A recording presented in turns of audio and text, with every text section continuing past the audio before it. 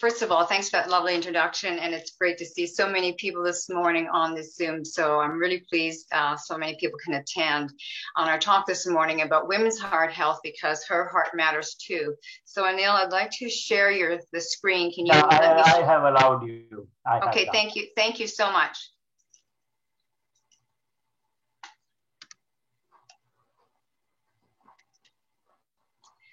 So as my introduction said, I am a heart patient survivor. So before I get into the issue about women's heart health today, I'm just going to give you a little bit of background on my little heart health journey. So a few years ago, while at work one day, I actually passed out. And the next thing I knew, there was this firefighter looking at me, and he promptly told me my heart rate was 45. My normal heart rate is 55 to 60. So I knew I was in trouble with a low heart rate like that. And within minutes, the paramedics arrived and they hooked me up to a heart monitor. And there was a woman in the room at the place where I passed out, and she said to the paramedics, you might want to tell her what you see on the heart monitor because she used to nurse before. So I am a non-practicing registered nurse. So the paramedics promptly told me I was in second-degree heart block. And I'm going to explain to you in a few minutes about heart block. So I was taken by ambulance to the civic campus, and I proceeded en route to go from second-degree heart block into complete heart block. After a few minutes in the civic emergency, I was transferred over to the Heart Institute, where they implanted a temporary pacemaker. And then within a few days, they implanted a permanent pacemaker, which I totally rely on today. So because of my heart health journey, I decided I would become an advocate for women's heart health because I realize it's important that we spread the word about women's heart health and to learn more about women's heart health. How many of you, just by putting a hand up, have heard of the Canadian Women's Heart Health Centre? Just by raising your hand. I see one. I can't see everybody. So Anil, can you see everybody? No, because you're sharing screen, so I cannot go into gallery. Okay. Yeah. I saw one person, which is great. So I hope more people have heard of the Canadian Women's Heart Health Centre. And the University of Ottawa Heart Institute launched the Canadian Women's Heart Health Centre in 2013. So the vision for the centre is providing leadership in the development, the implementation, and evaluation of cardiovascular prevention and management strategies to improve women's cardiovascular health. And the Canadian Women's Heart Health Centre really is committed to ensuring that everyone becomes more aware of heart disease and the impact of heart disease and the risk factors for heart disease can have an impact on women as well as her community. So the Canadian Women's Heart Health Centre, through advocacy, our action is to transform the public's attitude into action by educating, empowering, and supporting individuals and the communities. And we feel by educating women, this will increase their willingness plus their ability to take the appropriate heart health action in order to reduce or minimize their risk of heart disease. So this disclaimer I will read to you. So any information provided in this presentation by your women's heart health advocate is not to be considered as medical advice and is not intended as a substitute for medical professional help, advice, diagnosis, or treatment. Always seek the advice of your physician or other qualified healthcare provider with any questions you have regarding your medical care. The views and testimonials expressed by a women's heart health advocate or any other participant are his or her personal views, and the University of Ottawa Heart Institute does not guarantee the accuracy or the appropriateness of the opinions or advice expressed by women's heart health advocates. So at the end of our session today, you'll be able to describe what heart disease is, describe how heart disease is different in women, including the signs and symptoms that women can have presenting with a heart event, explain what the risk factors are for heart disease, and describe what heart health action we can take. And then I'll discuss some tips for talking with your healthcare provider, and I'll leave you with some key messages. So what is heart disease? Heart disease is also known as cardiovascular disease, and you'd likely have seen the acronym CVD. And this is a general term used for a variety of conditions that affect the heart as well as our blood vessels. And this can lead to a heart attack, unfortunately, or even death. And it is the first cause of death worldwide. So as I mentioned earlier, my heart disease is complete heart block. So in the upper chamber of the heart, the atrium, there are little nodes that'll make the atrium contract and fire. And in the lower chambers, which is the ventricles, there's also little nodes to make the ventricle contract. So my disease is I kicked out my complete conduction mechanism system in my heart. So that's why I require the pacemaker in order to make my heart work. You've likely heard of people having problems with their blood vessels, and maybe their blood vessels have clogged or plugged or scar tissue. And these are the blood vessels that actually supply the blood to the heart itself. And that's why people need surgery or stents in order to open those blood vessels so they don't damage anything to the heart. But there is a variety of conditions for heart disease. So I am going to ask a few questions, and like Anil said, just press the bar and just unmute yourself and then mute again. So the first question, and it's true or false, cancer is the #1 killer of women in Canada. True or false? Anybody? False. False? I did hear false. False. False, that's great. You're right. So it is false because heart disease is a major cause of death for women in Canada. True or false? Heart disease mainly affects men. No. False. No. False? False. False. False. Great. I hear false again. You people are great. Because it is false, because women are 16% more likely to die from a heart event than men. True or false? Exercise and heart disease are not related. False. False. Great. You're right. False. Because physical inactivity actually doubles a woman's risk of developing and dying of heart disease and stroke. And this one I know you're going to get. True or false? Smoking does not affect my risk of heart disease. False. False. You're totally right. Because women who smoke actually risk having a heart attack 19 years earlier than a woman who does not smoke. You are great. So I just want to share with you a few more important facts about heart disease in women, because the impact of heart disease in women has traditionally been underappreciated. So we know now that cardiovascular disease is the #1 killer of women worldwide, and this accounts for 1 in 3 deaths. And every 20 minutes, 1 Canadian woman dies from heart disease. And heart disease is the leading cause of premature death in Canadian women. And these, unfortunately, are women dying before their expected lifespan. And as I mentioned earlier, heart disease kills 5 times as many women as breast cancer. Breast cancer is a terrible disease, and it has been touched by many people and affected by many people. But when I started fundraising for the Heart Institute, we had the Heart Institute come and speak to the committee members. And when we were asked what is our greatest health risk, we all mentioned breast cancer, when in actual fact it is heart disease. Excuse me. And only about 13% of Canadian women, even today, can identify heart disease as their greatest health threat. Also, currently, what we're also seeing is an increase of heart events among young women today. And that's women between the ages of 35 and 55 years of age. And this is mainly due to a variety of risk factors and also poor healthy behavior. And they did a survey on a group of women. And what they asked these women was, what is their own personal perception of heart disease once they've been diagnosed with heart disease and once they've been treated with heart disease? So 1/3 of the women in this group said, okay, I've been diagnosed with heart disease. I've now been treated with heart disease. So this is just a one-time event, a one-time episode.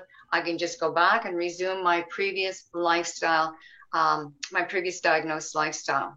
Or in actual fact, when we've been diagnosed and treated, we now have a chronic condition and we have to manage our health for the rest of our life.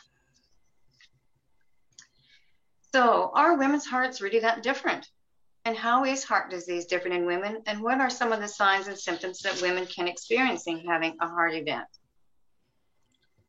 So overall, a male and a female heart looks the same. And our medical doctors in medical school have been taught that a male and a female heart overall look the same, that it's a muscle. Where in actual fact, a woman's heart is smaller, a woman's heart beats faster, women's coronary arteries are smaller, and the way the plaque builds up in women's coronary arteries is different from the way the plaque builds up in men's coronary arteries. So for women, the plaque is spread more evenly along the walls of our coronary arteries, but for a man, the plaque builds up is sort of bulky and irregular in their coronary arteries. And as women, we know that we're affected by hormonal changes, and those are the changes we experience during pregnancy and menopause. So as a result, some risk factors are unique to men, and some risk factors are unique to women. So heart disease can be different in women compared to men, and that's why we require a different approach to diagnosis and treatment. So when it comes to heart disease in women, we are we're under-researched, under-diagnosed, under-treated, under-supported, and under-aware. So as women, even though we make up over half the population, 2/3 of what we currently know today about cardiovascular disease is the result of research, clinical research conducted in men. So women are underrepresented when it comes to research by 1/3. So for the past 50 years, what we know about cardiovascular disease is the result of research conducted on men, and mainly middle-aged white men. So in my nursing career, I was taught on a male model. So because of this male model, this now constitutes the basis for all diagnostic and therapeutic strategies in both sexes. So we know the clinical guidelines are based on research evidence. So therefore, the medical decisions, even today, for women are based on research evidence about how heart disease actually manifests itself in men. So why are women under-researched? Well, first of all, we have safety concerns. Because from the time a woman starts menstruation to the time of menopause, she could potentially become pregnant, and we do not want to cause any harm to the fetus. And as women, we have hormonal fluctuations. So researchers avoid doing research on female animals because of these hormonal fluctuations, because they can confound the results that they're looking for. And also there's just a lack of women actually volunteering to participate in research. And this could be to their busy work lives, it could be the roles and responsibilities that they have. But this is problematic because without women participating in research, we will continue to have limited insight on how heart disease impacts women differently. But there are some positive changes, however, that are occurring because the agencies that actually provide funding for research, they are now recommending that women do participate in research. And if the women aren't participating in research, they need to find out why the women are not participating in research. And as women, we are underdiagnosed because not only us women, also our healthcare providers are also slow to identify the signs and symptoms that we could be experiencing a heart event. So often these signs and symptoms are overlooked or go unrecognized by both us, women, and our healthcare providers. And heart attack symptoms go unrecognized in 53% of women, and the early signs of a heart attack are missed in 78% of women. We see misdiagnosis in younger women, and we also see misdiagnosis in women who just do not report that they could be having a heart event.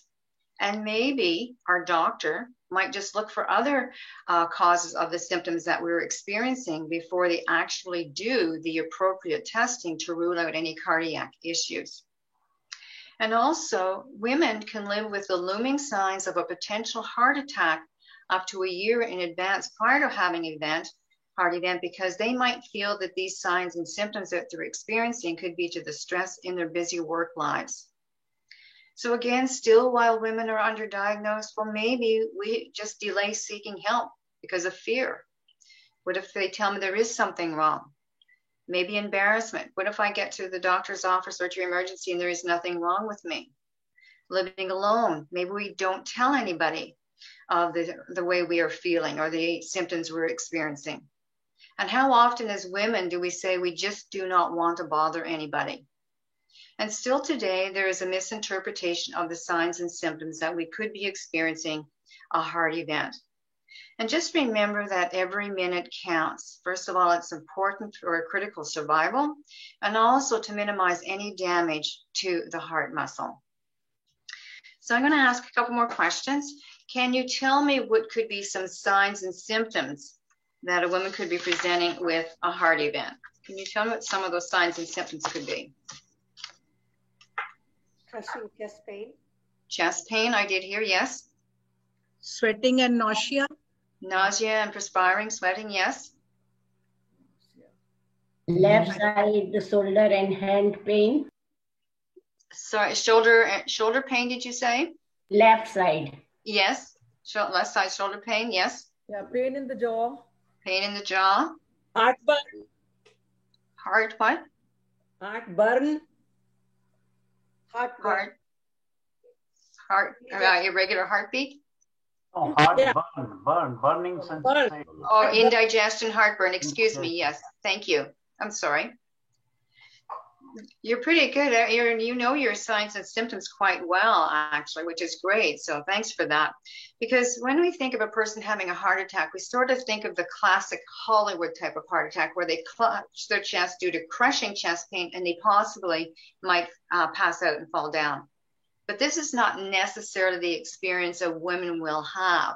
So even though we know a man and women experience a heart attack will experience some form of chest pain, but often women experience other signs as well, and could be difficult breathing or labored breathing. That could be weakness, fatigue, indigestion, as somebody mentioned. And also, even though the primary signs that a person can present with a heart event is chest pain, often the way the woman describes her chest pain can actually impact her diagnosis and treatment. So she might describe her chest pain as pressure or tightness or heaviness or burning, gripping, or discomfort. So the way she describes it could have an impact on the diagnosis and treatment. And for women, she might have less chest pain or no chest pain, but she will mention, and we heard this, nausea, sudden onset fatigue, shortness of breath. And again, this can cause a delay in getting the appropriate emergency care. And often women actually mention they have about 3 additional symptoms, possibly than even chest pain. But just remember, not everybody's symptoms are the same, and it's important that you do speak to your healthcare provider. So today, the doctors are becoming more aware of the different signs and symptoms that a woman could experience presenting with a heart event. But for younger women, they might contribute their signs and symptoms to anxiety. It could be due to heartburn, or it could be due to female issues. And again, this can delay in getting the appropriate aggressive treatment. So my symptom was unusual shortness of breath. And I experienced this only a week prior to passing out. And I basically had on exertion, so walking up a hill or walking upstairs, this is what I had, this unusual shortness of breath. And I just contributed to possibly I was getting a cold and I just felt different. So I didn't contribute it to my heart at all. So I think we've covered most of the symptoms: pain radiating to the neck, jaw, left arm, stomach. Stomach discomfort, we talked about indigestion, and we talked about shortness of breath. Unusual or extreme fatigue, could be dizziness or lightheadedness, and it could be an irregular heartbeat. And we talked about nausea and vomiting. And these are just a few other ones that are uncommon. And again, we talked about the pain in the jaw, neck, shoulder, arm and back, possibly flu-like symptoms, or maybe you just feel scared or anxious, or you could have a generalized weakness or unusual sweating, and we talked about that. So women are undertreated because in the last 10 years, there's been a lot of evidence of sex disparities. And unfortunately, the risk of heart disease in women is often underestimated. And there is a notable difference in how heart disease is identified in women. And there's a notable difference in the treatment that women receive for heart disease. And unfortunately, there's a notable difference in the outcome for heart disease in women. And why is that? Because there's still a lack of public, which is us, as well as professional, which is our healthcare providers, being aware of what women's coronary risk factors are. And we just talked about the signs and symptoms that women could have presenting with a heart event. So there's still that knowledge gap in the way that women's symptoms do present, and there's still optimal screening and diagnostic procedures for women. And unfortunately, because of these sex disparities, this leads to an adverse coronary outcome for women.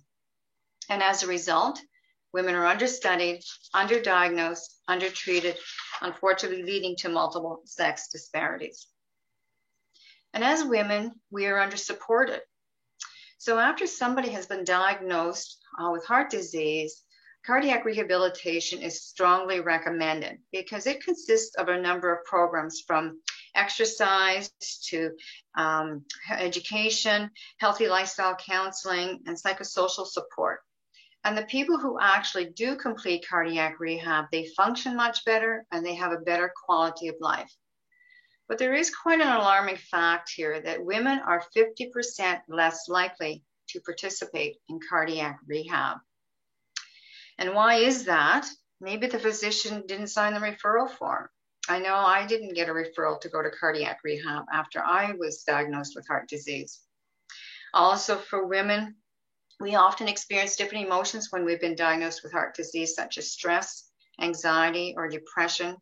Maybe we're suffering from extreme fatigue and we just don't go to cardiac rehab. Also, when women get home, we want to possibly try to resume our role as a family caregiver, or we're trying to think, how can we get back to work as soon as possible? And also women, sometimes we just lack the confidence in ourselves in order to make lasting, healthy lifestyle changes.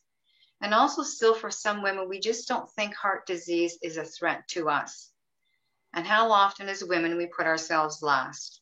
You know, we put our children, our home, our career, our spouse, even our pets before our own care and our own needs.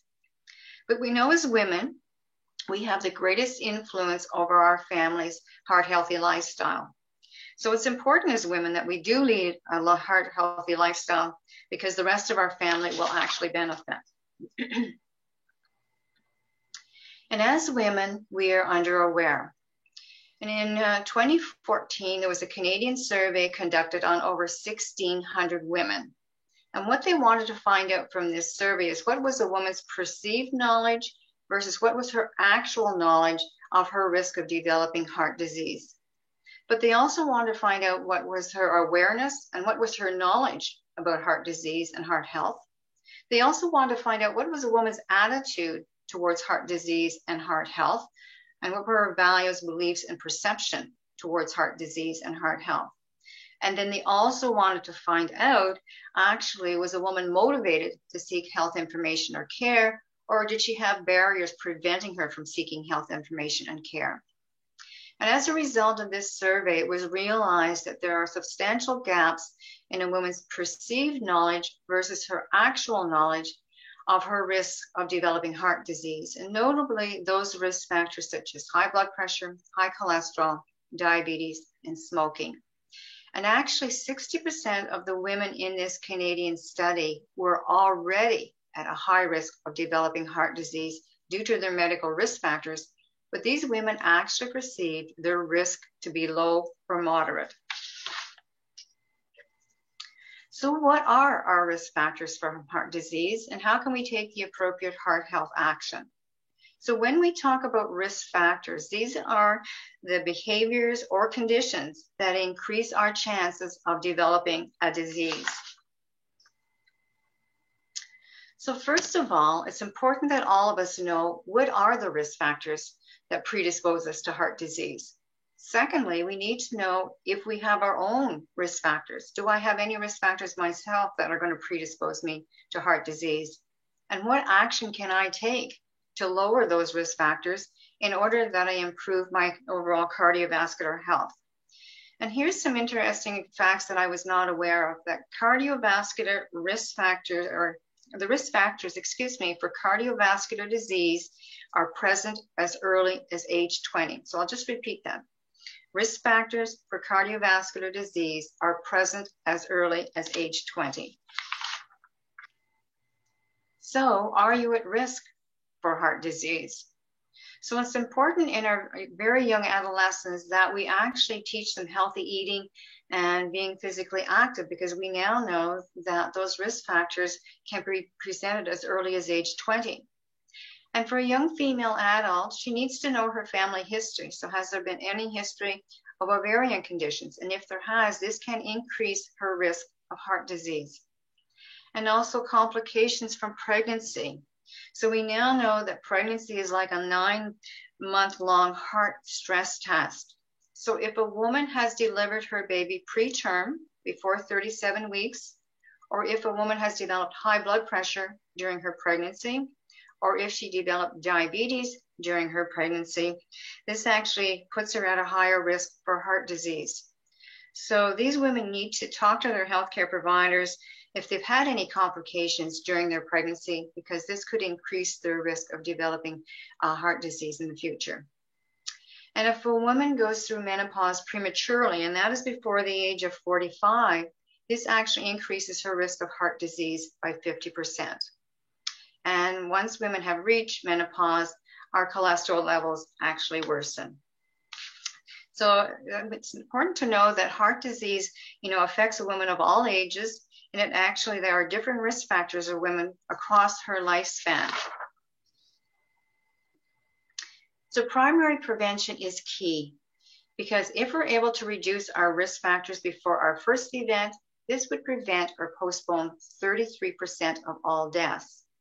And if we're able to manage our risk factors after we've had a heart event, we can reduce mortality by 25%. And if we can manage our risk factors after we have had an event, we can prevent the recurrence of another event by 50%. So I'm going to ask you, can you tell me what could be some risk factors for heart disease that predispose us to heart disease? Can anybody tell us some risk factors? Obesity. Obesity, correct. Sedentary. Diabetes. Diabetes, correct. Smoking. Smoking, correct. Hereditary. Hereditary. Yeah. Yes. Family history. Family history. Yes. Lack Yeah. of exercise. And health style or habits. Yes. Lifestyle. Somebody said something else, I think. Lack of exercise. Lack of exercise. Obviously. Yes. Somebody else? Stress. Stress. You people know your risk factors very well. So that's great. Good for you. So yes, you're right. So here are 4 risk factors. Unfortunately, we cannot change, and they're called non-modifiable risk factors. We can't do anything about these. So the first one is age. So as we get older, unfortunately, our risk of heart disease increases. As we know, the heart is a muscle, it's a major organ. So as we get older, it becomes slower and weaker. Sex, there's nothing we can do about that. For the most part, men are at risk of a heart attack much earlier in life than women. But after a woman reaches menopause or the age of 65, that risk of heart disease, actually that gap really narrows between a man and a woman having heart disease, okay? And there are certain ethnic groups that are predisposed to heart disease, and this is mainly due to their genetic makeup and possibly their environmental influences. And these are groups of ethnic groups such as indigenous people, African and South Asian and Asian people are more predisposed to heart disease. And this is mainly because there's a prevalence of high blood pressure and diabetes in these groups. And we talked about genetic or family history. And yes, this is a real strong indicator of our risk of heart disease. So if we've had a first-degree relative, such as a father or a brother, who have developed heart disease or a heart attack before the age of 55, or if we had a mother or sister who had a heart attack or diagnosed with heart disease before the age of 65, because of these first-degree relations, this actually doubles our risk for heart disease. And this is mainly due to our genetic makeup and also similar behaviors. And these risk factors are the ones that we can change. So these are called modifiable risk factors. So first of all, there is some good news. 80% of heart disease is preventable. by changing and managing these risk factors that are within our control. And these are called modifiable risk factors. And I think you've mentioned most of these. So the first risk factor is high blood pressure. And so every time our heart beats, it pumps out a wave of blood. And this wave of blood actually travels throughout our body and it pushes on the walls of our arteries. And this force is known as blood pressure. So high blood pressure, and it's also called hypertension. Actually, this is going to make your heart work much harder, okay? And it can cause damage to our arteries, cause scarring on the walls of our arteries. It can cause a buildup of plaque. Our arteries can become stiffer and reduce the blood flow to the heart muscle, and it can contribute to heart disease. And I'm sure most of you have heard that high blood pressure is also called the silent killer. You speak it and the video is stopped. Microphone is also muted. It says so. Just get everybody to mute again, please. done. You just speak. When you're done speaking, you click. Please mute yourself. Oh, hello. Hello. Yeah, just mute yourself, please. Yeah. What I want to ask is the. Everybody has been muted again. Marian, you can please unmute yourself and continue, please.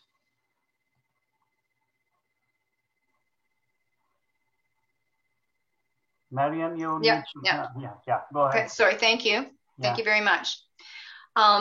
So high blood pressure, I'm sure you've heard, is known as the silent killer because we often do not experience any symptoms. But unfortunately, high blood pressure can double or even triple our risk of heart disease and stroke. So I can't stress to you enough that when you're seeing your doctor, know what your blood pressure is, okay? The second risk factor is cholesterol. And high cholesterol is a risk of heart disease. And cholesterol is a type of fat that is produced by the liver and can be found throughout your body. And we can also get cholesterol from the fat that we ingest in our diet. So there are two types of cholesterol. There's good cholesterol and there's bad cholesterol. So first of all, the bad cholesterol.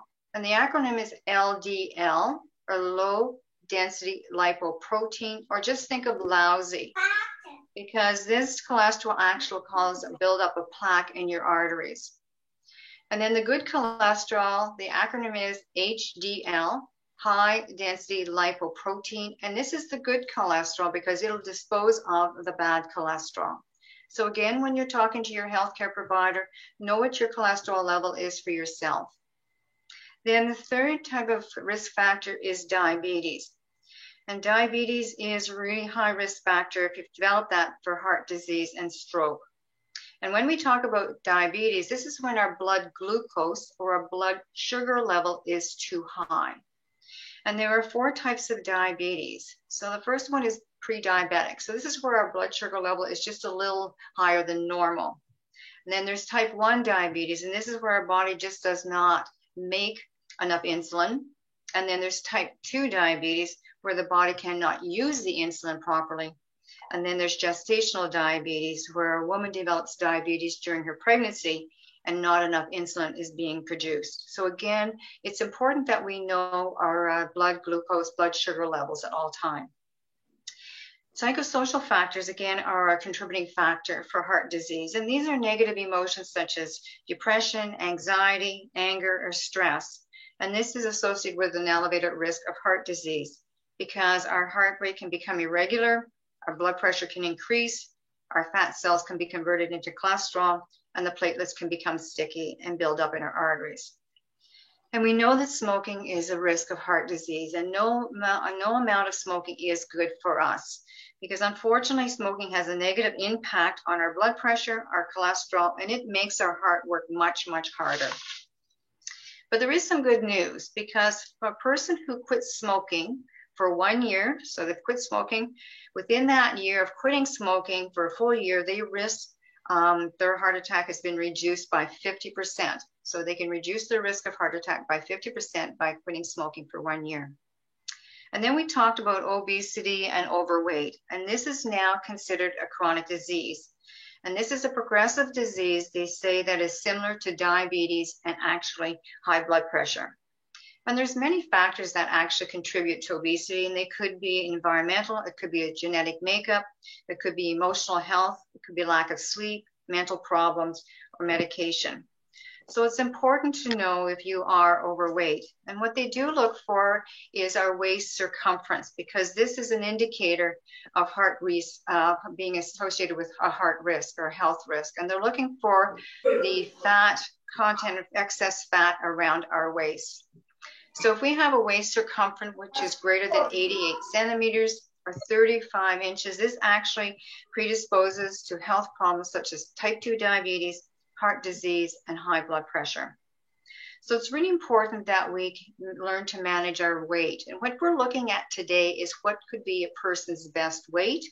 And this is actually by making healthy food choices and being physically active and actually taking care of your psychological health. So when you're looking at your best weight, you want to look at the outcome. And this outcome is from making positive, healthy choices and being physically active. Okay, and you want to look at the outcome as compared to the goal. So when we look at best weight, this is the weight that you're able to maintain by living your healthiest lifestyle and still enjoying yourself. So are you at risk? Most women just don't realize that their risk of heart disease actually significantly increases based on the number of risk factors they have. So if you have one risk factor, this equals to 2 times our risk of developing heart disease. If we have 2 risk factors, this equals to 4 times our risk of developing heart disease, and 3 or 4 risk factors equals to 10 times the risk of developing heart disease. So it's recommended now that men and women over the age of 40 have a complete cardiovascular risk assessment completed every 5 years. So how can we take the appropriate heart health action?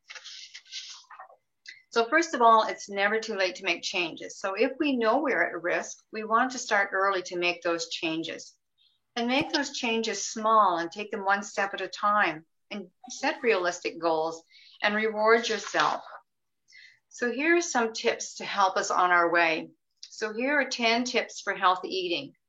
Cook at home more often, and I'm sure most of us are doing that now because of COVID, because often that will avoid excess processed foods. And how you eat is important, as what you eat, so enjoy your food and enjoy your meal time and avoid multitasking or distractions. Listen to your body, eat when you're hungry and stop when you feel full. Eat at regular times. Don't wait too long between your meals. Plan healthy snacks, such as whole grain crackers, fruit, nuts, yogurt. Then you want to eat a variety of vegetables and fruit at every meal, and they can be fresh, frozen, or raw. And you want to eat whole grains more often, and you can put them in soups, salads, as well as casseroles. Eat fish at least twice a week, and again, it can be fresh, frozen, or canned.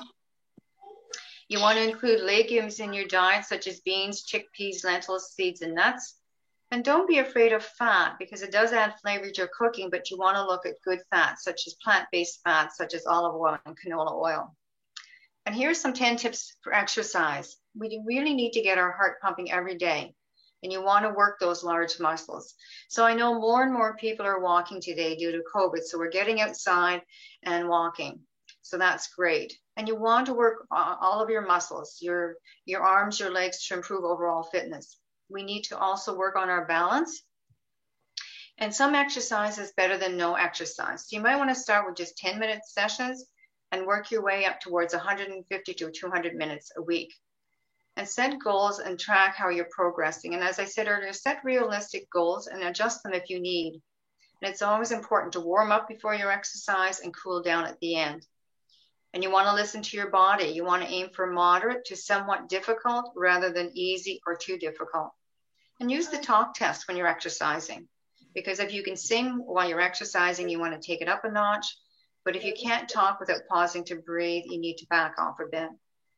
And moderate intensity exercise is safe for most people. But if you're not sure, make sure you talk to your healthcare provider.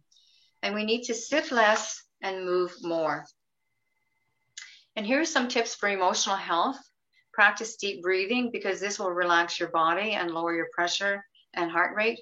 Name the emotion that is contributing to your health and try not to judge those emotions, and know what is triggering your emotion.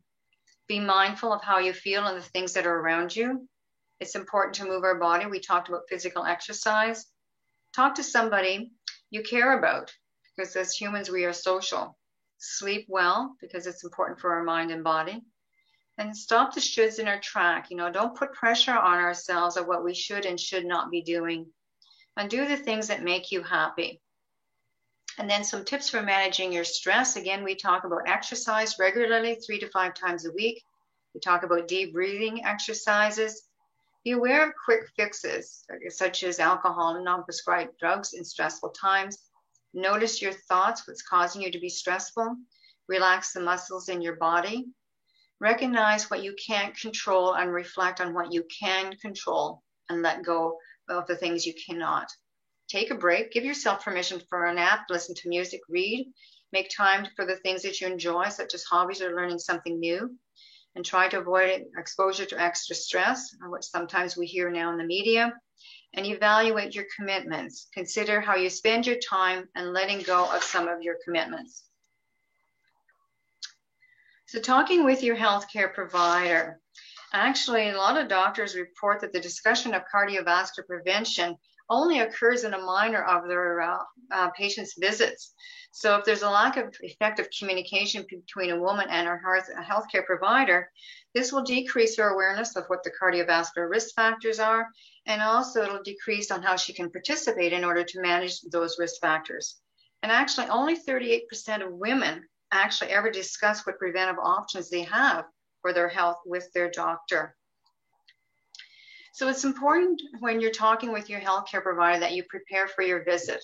You want to write down a list of all of your concerns before you actually have that visit. And I know today sometimes our visitors are over the phone.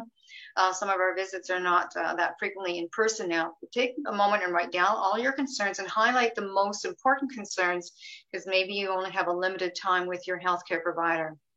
And it's important that you bring a list of all of your medication with you, because often we see more than one doctor, and the doctors need to know the medication you're on in order to prescribe the right treatment for you. And here are 3 really important questions you want to ask. What is my main health problem? What do I need to do? And why is it important for me to do this? And write down the things that you and your doctor actually talked about and the decisions that you'll be making with your healthcare team.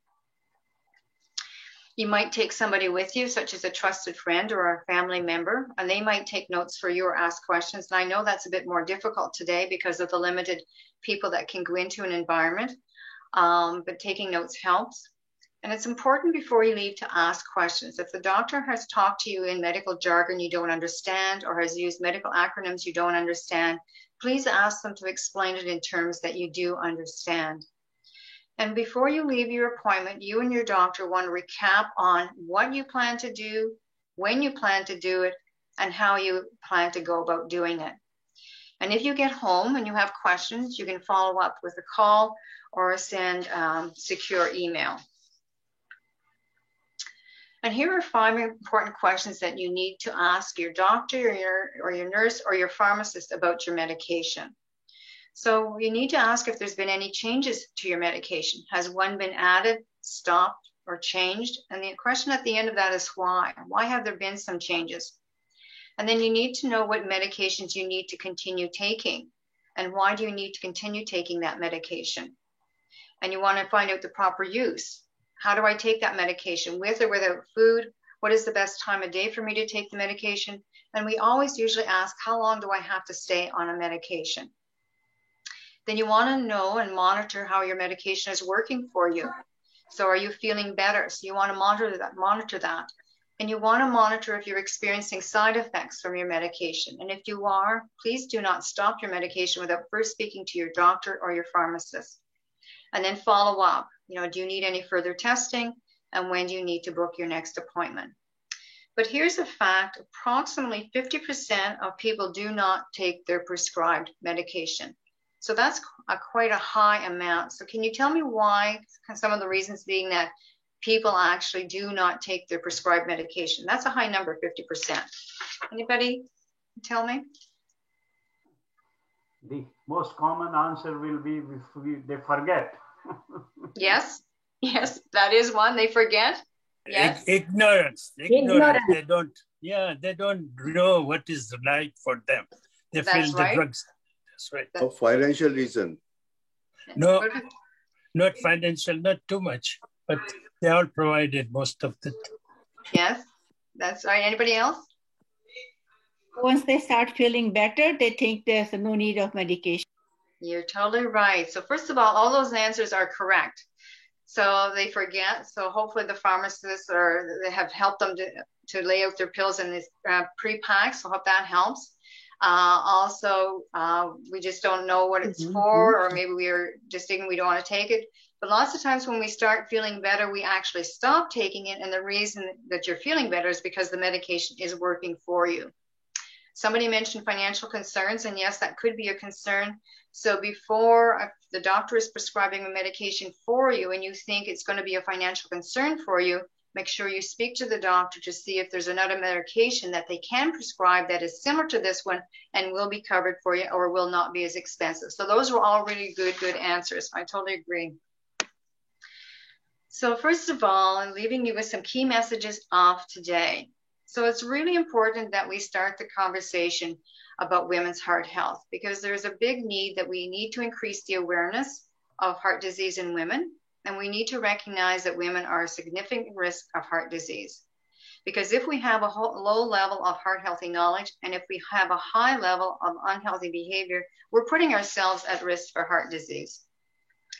And as women, we need to volunteer for research, okay? Because we need to understand how heart disease is different in women compared to men.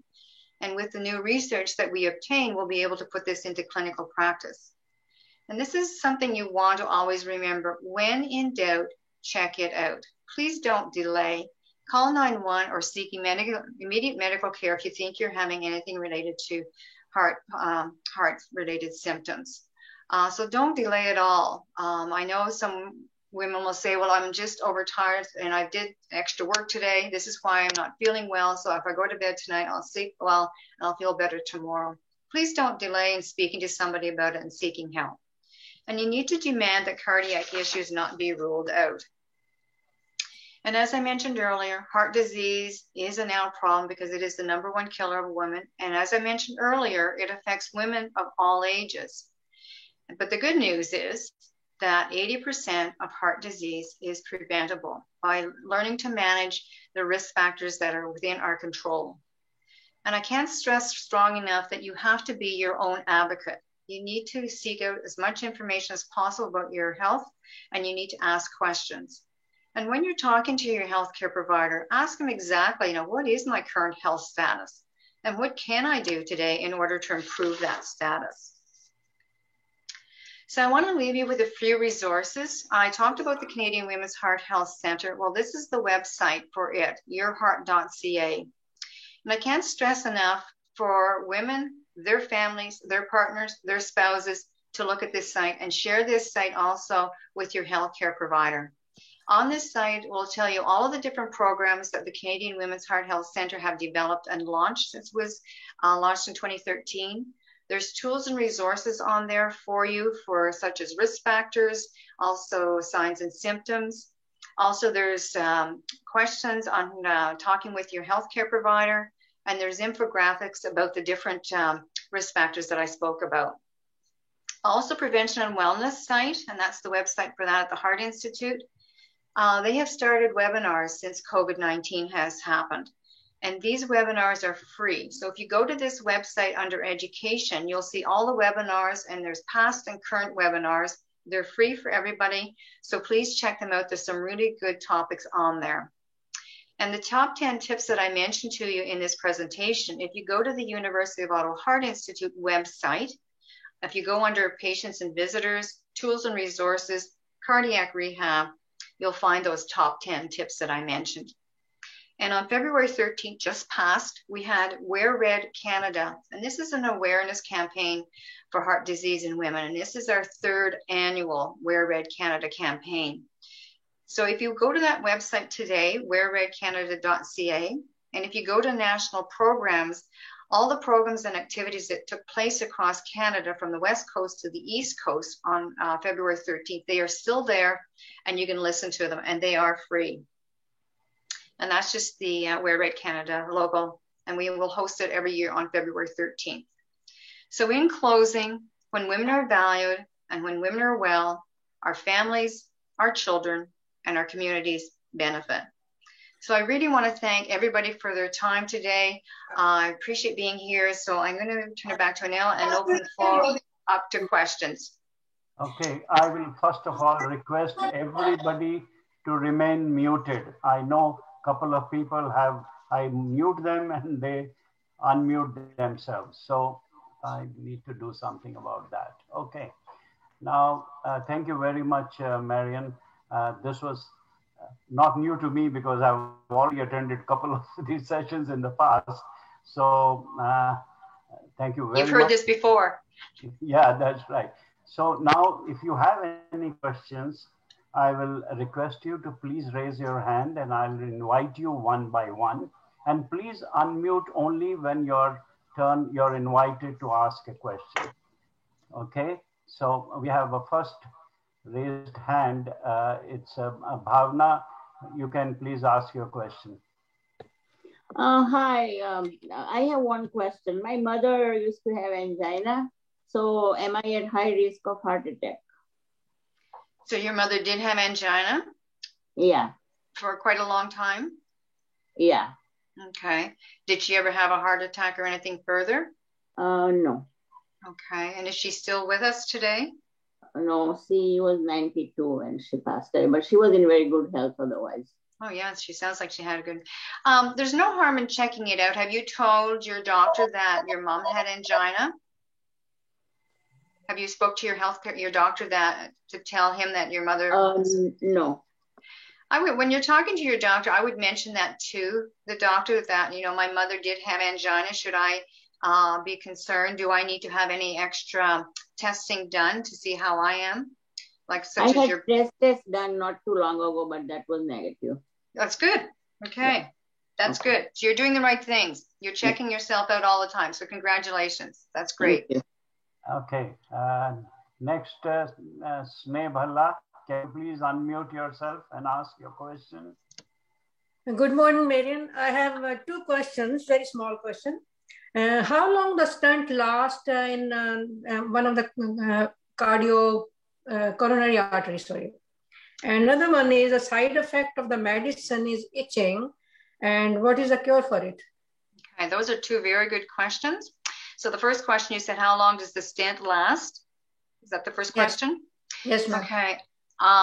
I don't have the exact answer for that, but it's something that you do need to talk to your healthcare provider if there is a lifespan on that stent. So I'm going to direct you back to your healthcare provider so you can get the exact knowledge on that. Okay. And you're talking about a medication that's causing itchiness, correct? Yes. Have you talked to your pharmacist or your doctor that you're having a reaction to something? Yes, I did. And what did they suggest? And they gave me cream, but it doesn't last, Okay. I use the cream and after some time, itching starts again.